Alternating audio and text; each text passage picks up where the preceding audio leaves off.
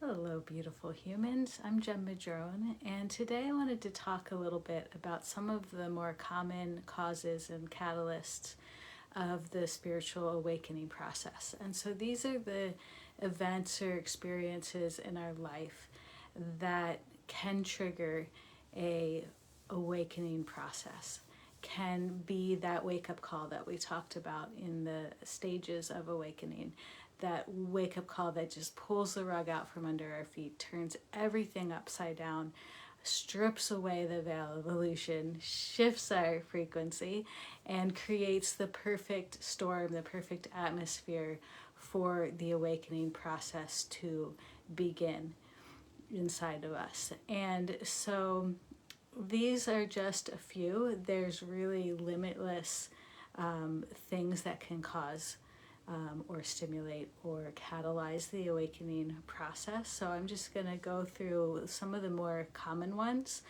And I know that there's more. And so I would love to hear any other ones that I don't cover. If you're like, ooh, going to the movies on a Friday night, catalyzed my awakening, totally possible. Let me know. I'd love to hear that. So one of the most common ones that happens with a lot of people is divorce or a breakup, a intense breakup of a relationship that was really tight or long, or something, not just a casual breakup.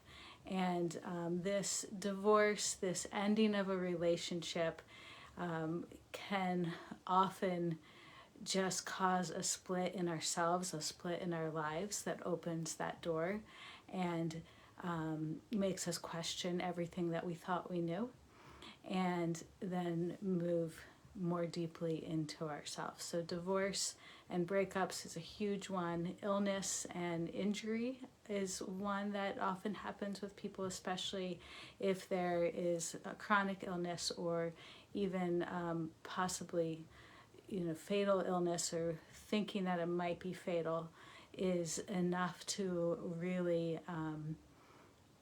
skew your life vision so that you start to look at it differently. And so an injury as well, if there's a car accident, if there is something that happens to you physically that then changes your life, that can be the open door for the awakening experience to come in. Any sort of trauma or shock, so it could be associated with that injury or with that accident, or just something horrific that was witnessed, seen, or experienced, can cause the awakening response. The death of a loved one is a pretty common one, because that just like the divorce or the breakup, it turns our life upside down. We start to question who we are without these people, and we start to just ask the bigger questions about life. Extreme stress of any kind can cause awakening. So it can even be things like depression or anxiety or nervous breakdowns that can lead to awakening. And from there, it can even be something as severe as what appears to be a psychic split or a mental breakdown, that most often is not actually a mental illness when it causes a awakening response. It is just a basically the experience of the split in dimensions. And so we're no longer, when we're having that experience, we're no longer just in this 3D world. And the shock of now seeing multiple dimensions all at once can appear like a psychic split. It can appear like a mental breakdown. It can manifest in a million different ways. But it is often that shift in awareness that is happening. And when it's not continual, when it has an ending, and when it comes on suddenly, it is often a sign of the spiritual awakening process, and it's often misdiagnosed. And so part of what is happening right now, as more and more information is being put out there about spiritual awakening, about conscious awakening, about this shift in consciousness, hopefully that's going to start making a change in how many people are diagnosed with mental illnesses and given medications, which not only stops that awakening process, but also over time can cause an actual mental imbalance. And so I'm really hoping that that's going to shift as people start to understand the spiritual aspect of transformation. So spiritual practices is another one that's really common for people, and it can be over a period of time where you've been doing these practices and all of a sudden you realize, wow, I'm in a completely different realm of consciousness than I used to be. Or which is also very common, is you're doing a spiritual practice, an intense practice. And for me, it was an intense breathing technique that it was 104 days, and around 100 days in that I was doing this every morning is when I had a really intense awakening experience, which just cracked the door open even farther. So that can be a breathing technique, that can be a meditation, that can be yoga, that can be so many different spiritual practices. It can be just by practicing mindfulness every day, and then all of a sudden you have an experience of oneness or unity consciousness, which then leads you further down that path of awakening. Another one is plant medicines, or the use of psychedelics, even if it's just casual use. It wasn't necessarily done with the intention of healing or raising consciousness. Any of those substances can cause the egoic death experiences and then lead someone into the awakening process. And so that's becoming more and more common, and people are even seeking out plant medicines and psychedelics quite often to create that experience. And it's really amazing that there's actually a lot more people offering plant medicine, because these kinds of experiences have to be done in a safe container. We have to make sure that we're in a safe place with people that we trust, because it is a huge opening into our consciousness, and it needs to be done with respect.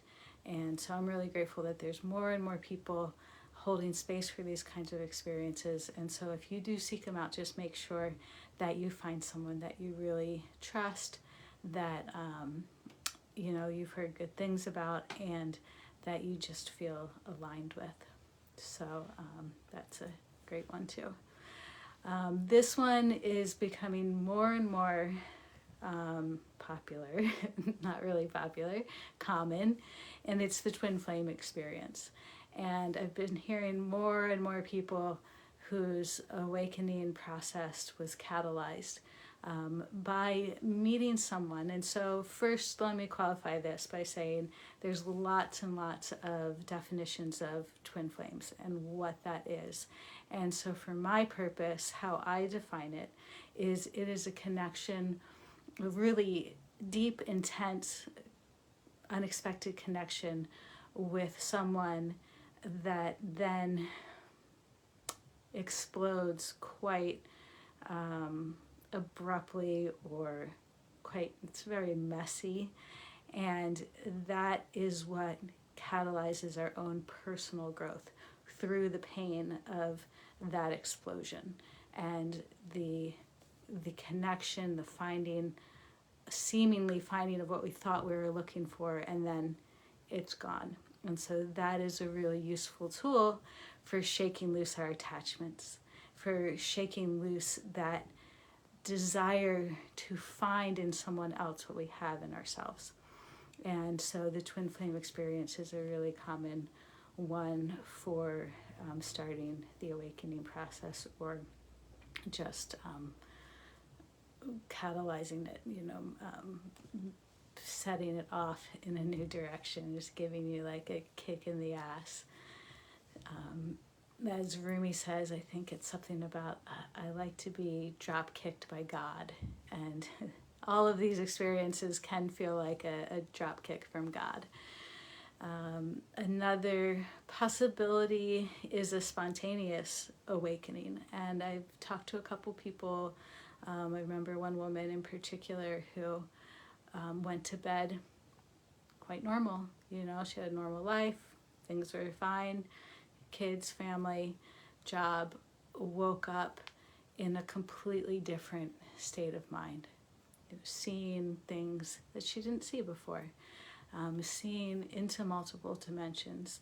Everything had shifted in the course of a night, which then led her to ask these questions about the nature of the universe.